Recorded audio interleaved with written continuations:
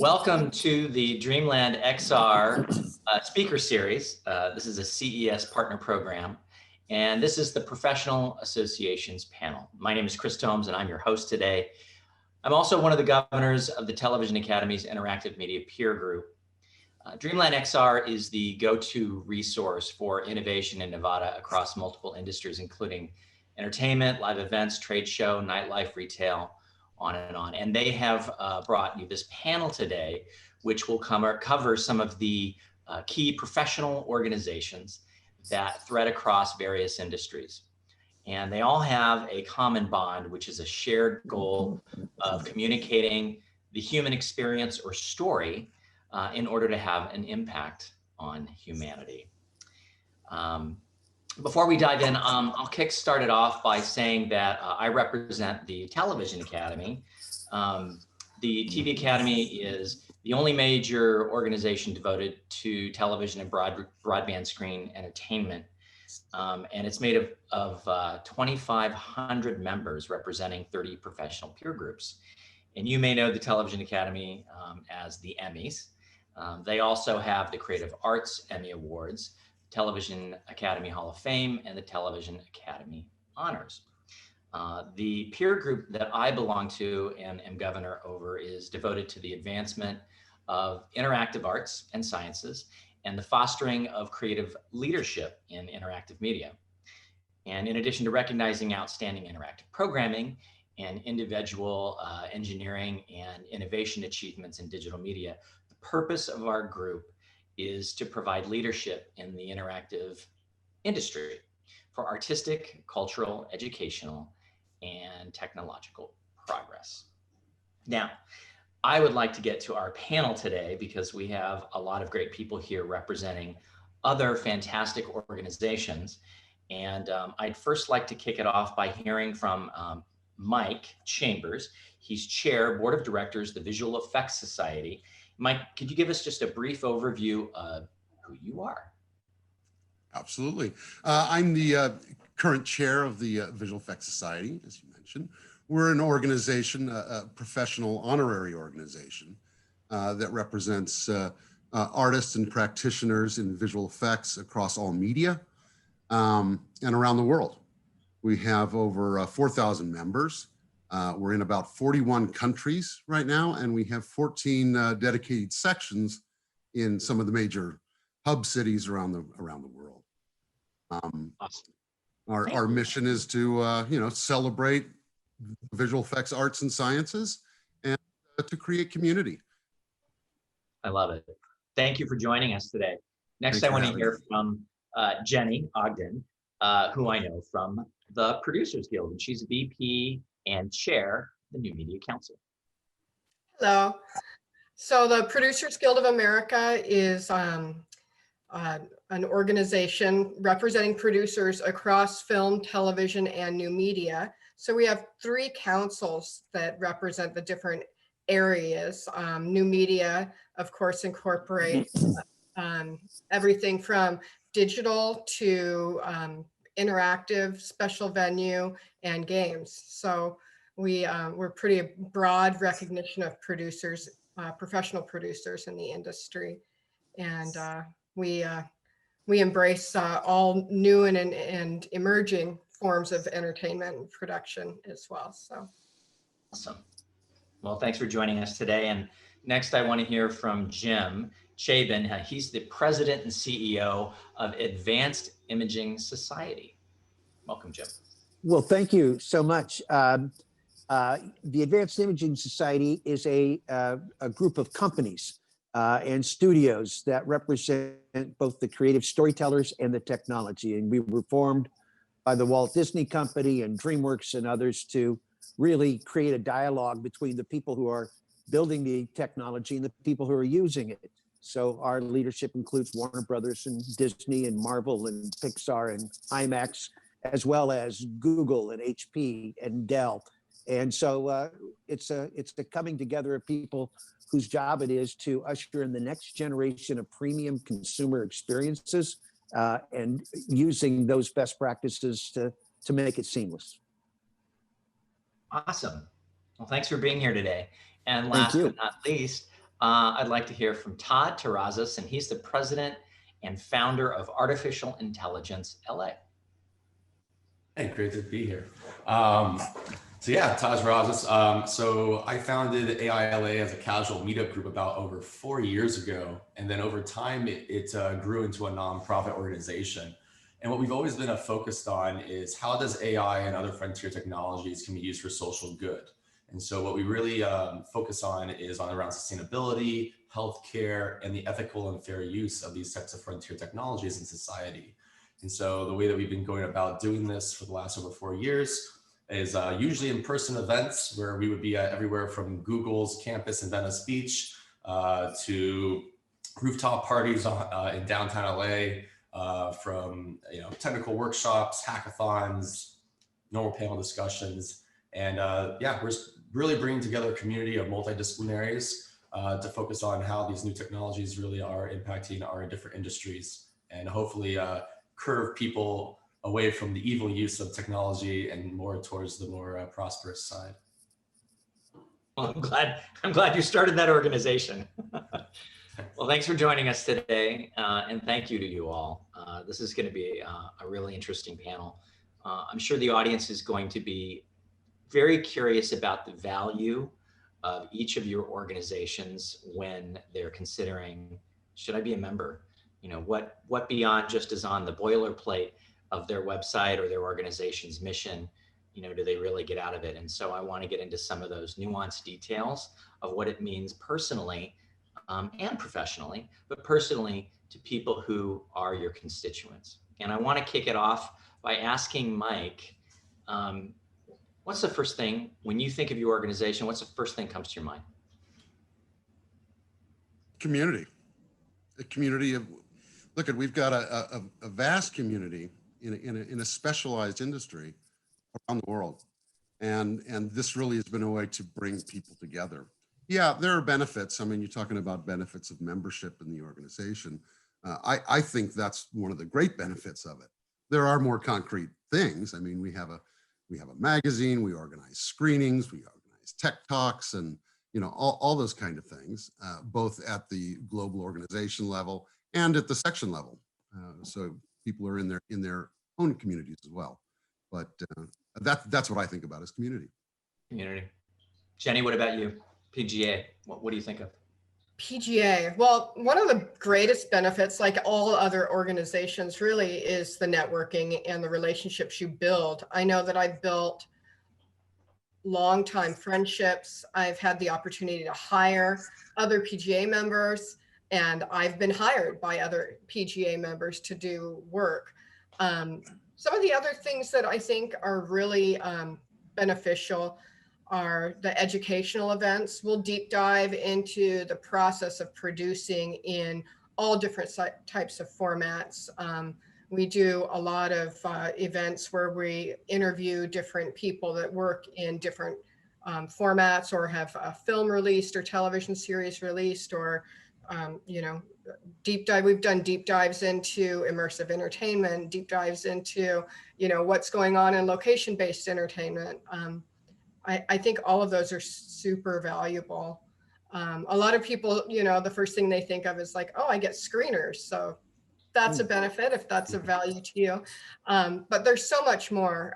This last year, we've initiated a new program called Hire PGA, where we're partnering with all of the studios and all of the different employers out there to advertise and set up employment roundtables and that sort of thing to help our members find new jobs. We've also, in the past year, this will be our second annual Innovation Award.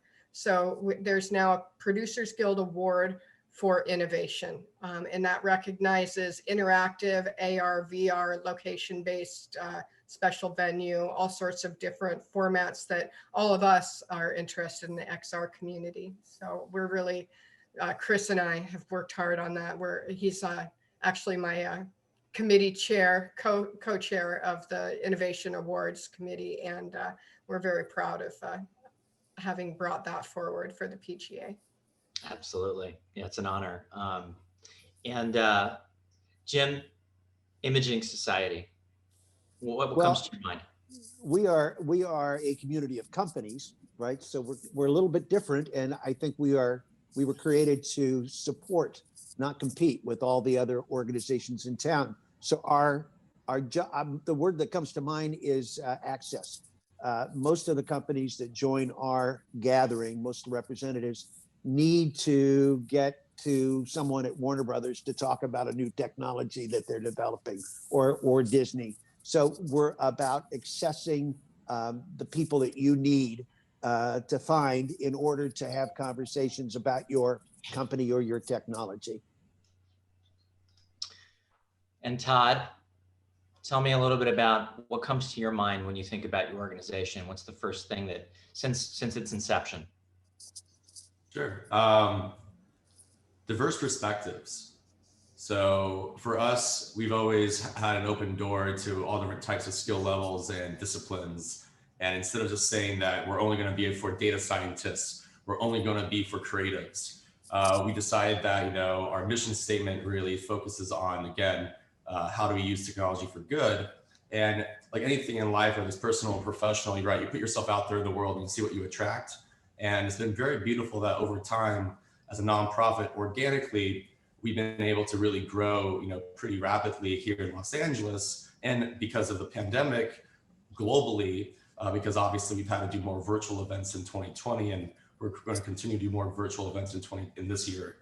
But I feel like diverse perspectives, because we can have a lot of people with a lot of different types of opinions, with a lot of different backgrounds, looking at similar problems. And I always like the outsider's approach, because you could be working on the same problem over and over again, and the answer could be right in front of you until that other person comes in and just, you know, can see it with fresh eyes. And so I like AILA because of, again, just bringing diverse perspectives. Thank you. So, you know, in listening to all of your initial thoughts about your organizations, there's definitely this idea of bringing people or ideas together.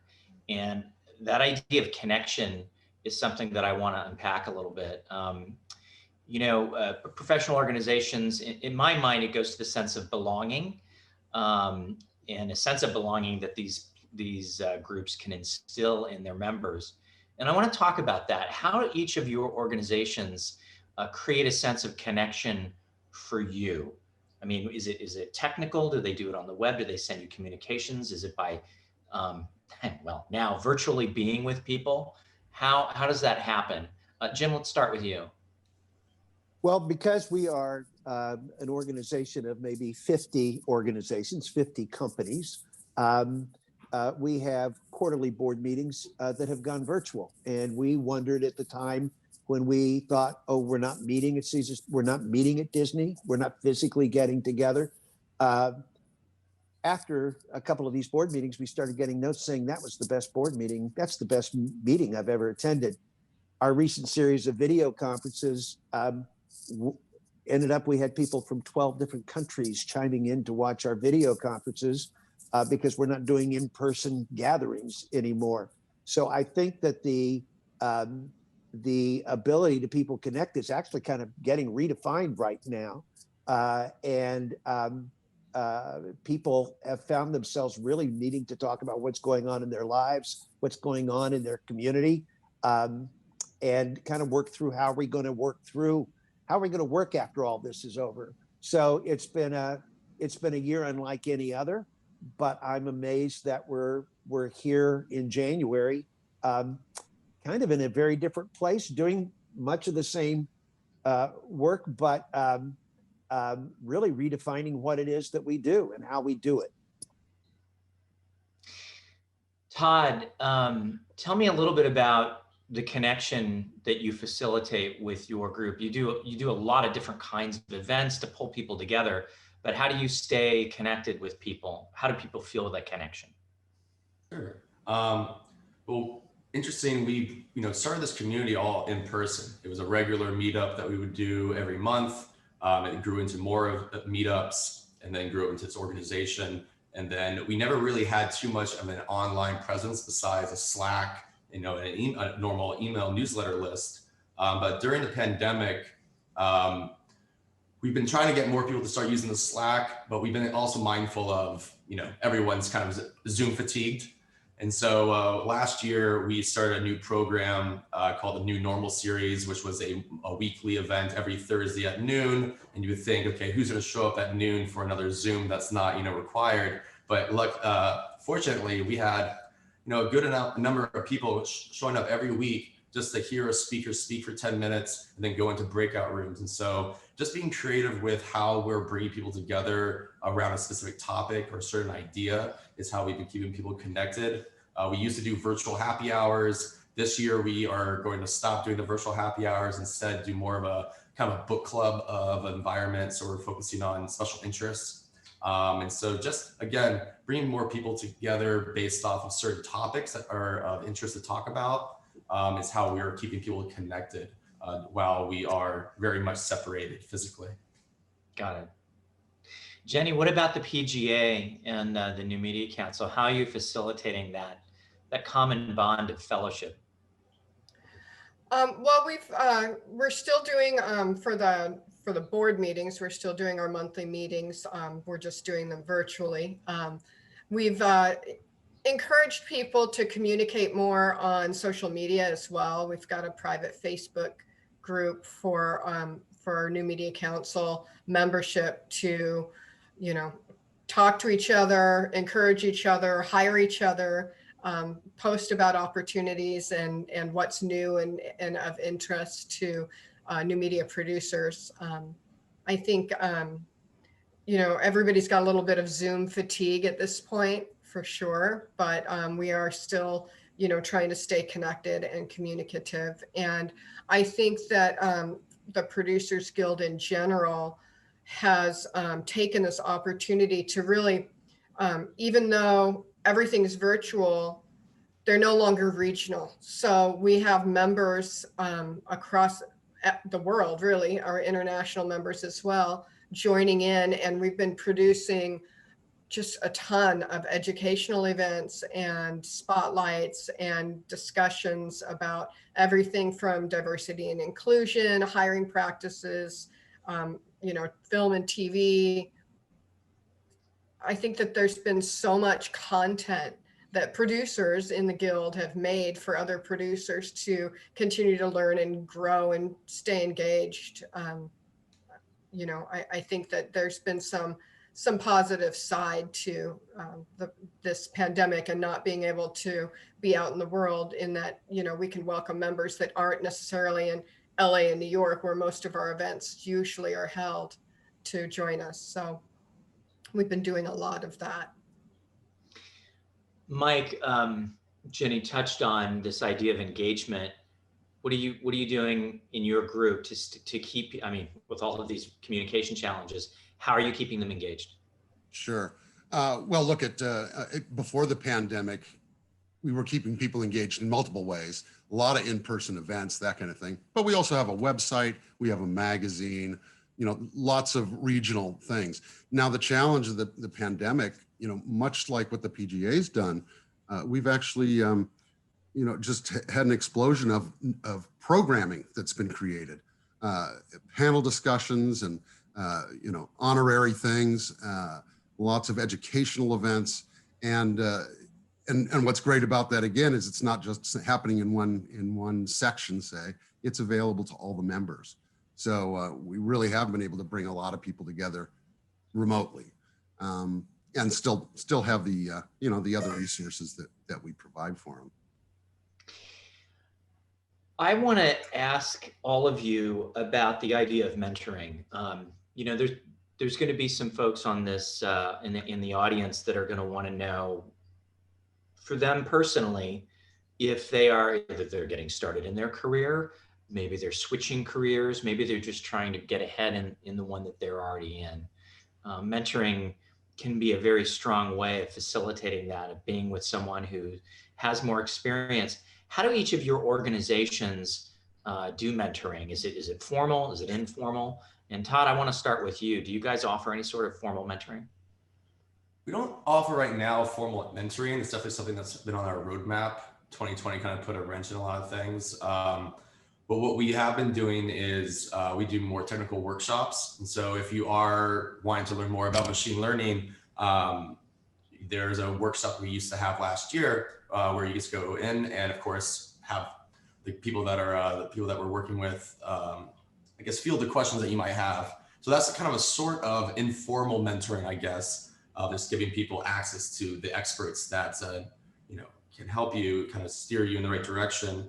Other things that we've done in the past before the pandemic were like invite only type of a symposium around like AI leadership in biotech. So we usually go very specific to a certain industry. And right now, at least, we're very focused on like the biotech healthcare industry. And so trying to find that equal balance there of how do we get more people excited to go into that field. And really that's it for right now. For mentoring, on the horizon, we're looking into ways of getting more people involved on one-on-one type of matchmaking scenarios. But yeah, for right now, we're just continuing to develop educational content around sustainability, ethics and fairness, and healthcare and biotech. Jenni, what about you? What's PGA got going on for mentoring? So the Producers Guild has a formal mentoring committee. So we do everything. We assign mentors that have more experience with some younger producers that maybe don't have that experience, or let's say you're working in one form of content and you're interested in moving into feature film or television or, unscripted, then, you can be matched with a mentor and learn more about that. So we do mentoring. It's within the membership though. So for young people that are just starting their careers, you still need to be able to have the credits to join the PGA before you get into that. That said, we have been having some conversations about reaching into younger up and coming producers and finding ways that we might be able to reach out to them and lift them up as they try to work towards, acquiring the credits they need to join the guild. So that hasn't been formalized yet, but it is something that we've been discussing. Jim, with your organization, it's the bringing together of a lot of different, large companies and that kind of thing. Do you provide access to experts in some professional or formal we way? do. There are two requirements that any company or any individual who comes onto our board, their criteria. A is attend the board meetings, serve on the board. Second is to take meetings, right? They agree that we will call them and say, we have somebody, would you give 15 minutes or would you do a conversation with them? Many times, those are technology companies, so they need to make a connection with the company. I'm struck because I am the product of a mentor when I first moved to Los Angeles and knew absolutely nobody. I'd say personally, I feel it's probably the most important thing we can all do because if it had not been for a person who took interest in me and looked at a pretty thin resume and said, well, here's what you need to be thinking about. So I would say that I have seen people literally get hired at Marvel because they were in an event of ours and walked up to someone who was engaged with us and said, I'd like to work in your organization. So I think it's informal. I don't think it is at all written anywhere. Again, we're an organization of organizations. But I think I'm struck by how many people have been affected by mentoring themselves and how freely most people will give of advice if there's a sincere person who wants to do it. But it's not a part of our remit. It's not a part of our mission. Right, but it's there. It's important. Yeah, it's there. It's there. It's there. It makes Well, me feel Mike, very proud of our industry because I've seen it enough that I'm sure everybody on this call has maybe experienced it. And I'm really proud of that for our industry. Sorry. Mike, what about you? Mentoring? I'm sure it's impacted you. How does it work with your group? Well, in fact, before I answer that about my group, I just want to say I'm actually also a member of the PGA, have been for many years, and I was able to take advantage of the PGA mentoring program many years ago, and it was a really wonderful experience, and I got a new relationship out of it, and it was really helpful. That said, the VES mentoring has been a big topic of discussion for us this year.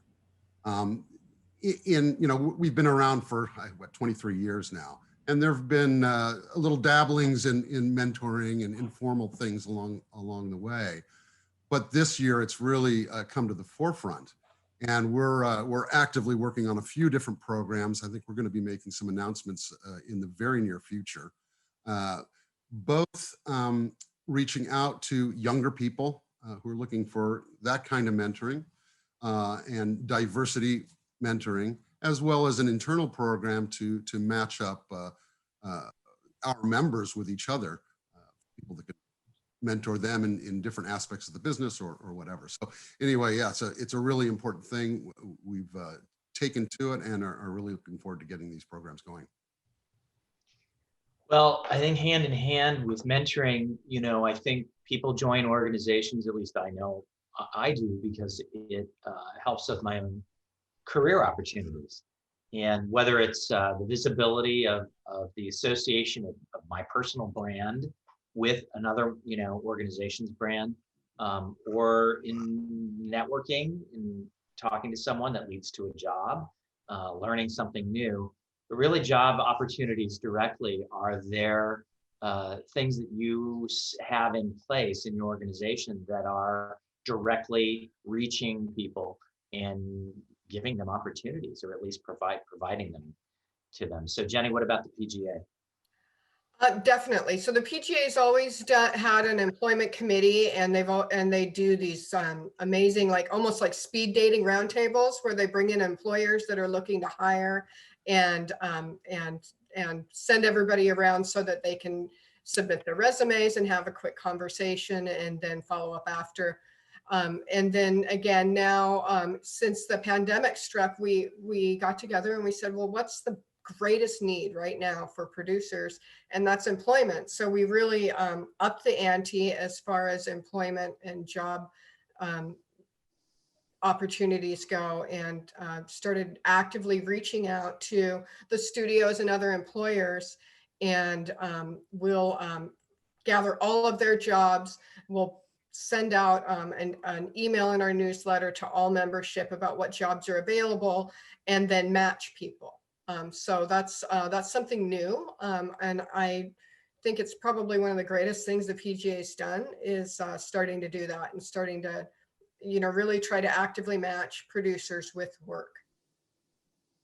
Well, Todd, from what I understand about your mission, it's to catalyze innovation through education, conversation, and collaboration.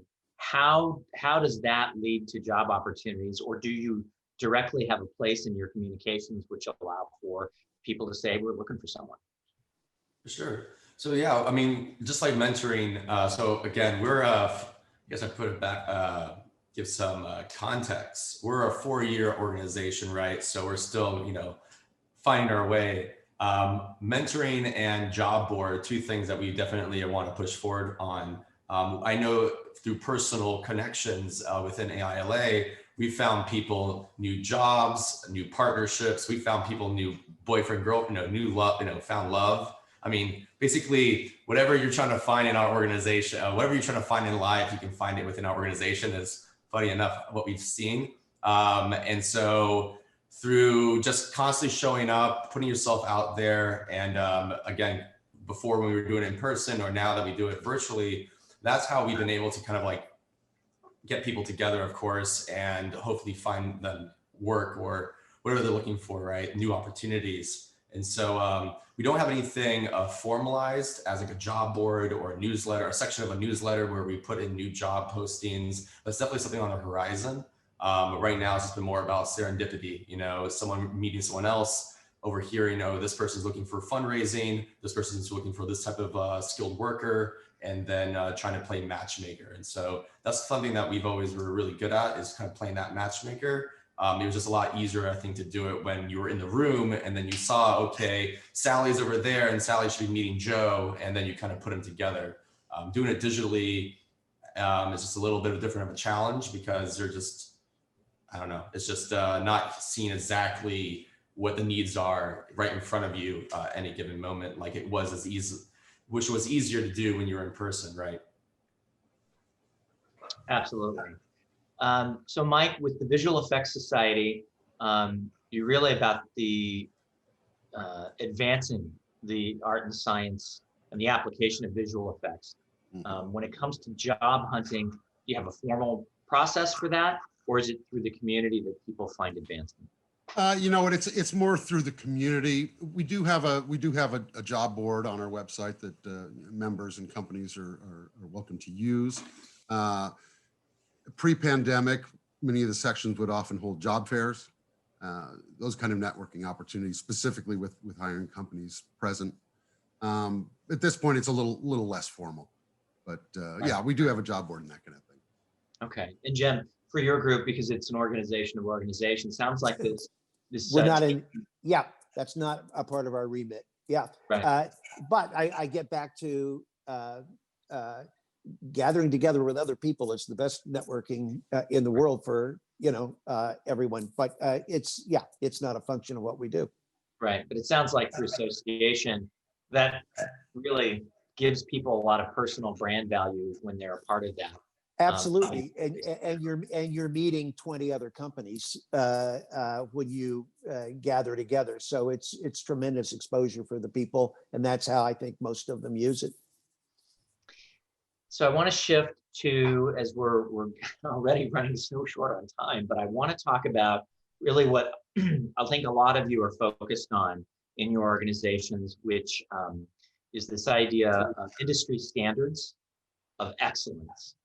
Or the guide rails around it, which, even as Todd was saying, which leads people to the proper use of AI as opposed to world destruction or domination through robots or whatnot. So, but I want to talk about the idea of standards of excellence. And Jim, I want to talk about that with you first.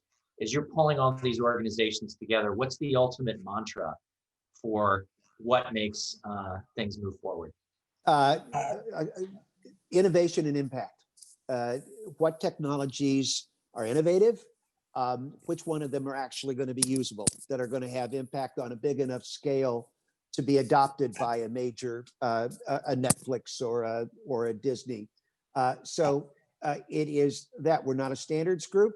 However, I've heard someone from a very major company say to someone from another major studio across the table, I will tell you what we did wrong so that you don't have to make the same costly mistake. Right? How do we share what we've done to make things better? When we were founded by Disney, they said we have $1 billion invested in new technology, and yet we don't have anyone worrying about how, where, and when this technology will roll out and what good kind of uses it can be put towards. So that really is the DNA of who we are. Well, that's a real consortium. That's great. Mike, what about your group? I mean, obviously you guys, you honor excellence. Are there any other standards around it, or is it through awards and honors that you guys really established the bar?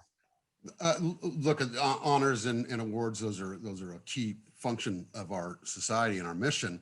But that said, we have a very active technology committee that's been involved in numerous technical standards projects, often in conjunction with, say, the Academy or the ASC, depending on what the subject is. So we are involved in that, for sure. Todd, you've got, in your group, you've got the 3 pillars that you mentioned on your website. How do those relate to these guide rails of proper use of what you're informing everyone about. Sure. We don't have an award ceremony or honors yet, but I feel like in the near future that will be announced and unrolled. For our 3 pillars, I mean, we're about AI for everyone. We're about kind of thinking of us as more of a think tank, right? Bringing interesting people together to do problem finding, and hopefully be using data for the right reasons. I think the biggest challenge when developing any type of intelligent type system is the data that you use, right? The fuel to the fire, and making sure that that data is properly labeled and is strictened from any biases that could be there, because what we all want is a more equitable future for everyone. And of course, AI can AI can really do some damage if it's being fed the wrong type of data, whether it's searching job applications and job applications to loan applications and so forth. And so for us, we don't have any standards. We're not about standards personally as an organization. We lean on other organizations that set the standards in our industry, but we are just more about promoting and marketing the positive use of AI and frontier technologies. Awesome. Well, Jenni, what about the PGA and keeping a North Star of quality and excellence? Well, since the PGA is a guild, it's not a union because producers can't unionize for obvious reasons, but we are a guild. So we have a certain standard for membership. You have to have the credits, and those credits are vetted. That said, the awards, the Producers Guild Awards, I think are very valuable. They always happen just before, the Oscars, the Academy Awards. So a lot of times the Producers Guild Awards are a great predictor of, what's to come. But again, as I mentioned earlier, I'm most excited, and especially for this XR community, about the Innovation Award. And the Innovation Award recognizes excellence and innovation in storytelling across the board. So we're recognizing everything from interactive television to, full dome installations and VR and AR installations, and any sort of really innovative push the envelope experiences that are out there. I would highly encourage everybody in this community to submit. Actually, we're open for submissions now. We've extended to February 28th for our submission deadline. And I can't wait to see all the amazing things out there that are going to be submitted for this award. So. Well, we're almost out of time, and all I can tell you is that if I had had access to this panel when I was in college and thinking about what the heck I was going to do with my career, I would have found it completely invaluable. This is the most helpful panel. It's extraordinary when I think back to trying to find my way. And I know a lot of people, when they join organizations, that's what they need is a compass. And even if they are fully grounded, everyone can use a little bit more of it, even if it's someone who's very successful and then wants to give back, and they do that by becoming someone's mentor. Hey, Chris, yeah. Can I jump in? I want to ask the panel. While I've got you, because I agree. I think this is an amazing panel, and we're not going to get them together again soon. Is what we're going through now the most significant event of your career? And I've been in this town a long time, but I've been struggling with, I think this is right up there at the top of something that if you're just coming into the industry or you've just been in it a while, we need to help them understand where they are in the big picture. And I just like to ask everyone else how they feel this last year, last 6 months will mark their careers, how it will fit in, how big it is. Yeah, absolutely. Mike, you want to take that? Yeah, this is big, and this is a sea change in how we do business. Look, there's been a lot of change in visual effects over the years, but this has all happened very, very fast this year. and accompanied by all the social and political and health issues we're dealing with, it's really changed things. And we're not just going to go back to the way it used to be. There'll be some vestiges of that, but we're on a new path and figuring out new ways to work. And that's something that we talk about with our members and seek from our members. How are they dealing with it? And how can we help people move forward in that way? Todd, what about you? Sure. Well, a little different, I guess, than everyone else is that, AILA community, we are not just one industry, right? It's multiple industries. And even my background, I went to film school at USC. And so, I've always one day wanted to be part of the PGA or, Producers Guild, right? And so for me, at least in my career, I wear so many different hats, from running this nonprofit organization to working in biotech and a lot of other things. And I guess to answer your question about what the last 6 months or this last year has really brought to my attention is that, how do I spend my day? How do I spend every waking hour? And making sure that I'm more intentional with my time and more intentional with where I want to go. And so where that North Star is in my head is, I still want to tell interesting stories. I'm very much a storyteller, but I guess navigating the most important projects instead of all the clutter, I guess, is that it? I guess it's prioritizing the right projects instead of just trying to be doing everything just because people ask you to be part of it.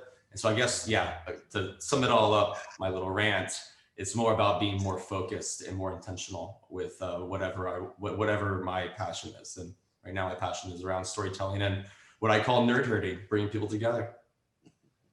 And Jenni, what about you, to Jim's question? I think, most of the really big traditional productions had to shut down right now.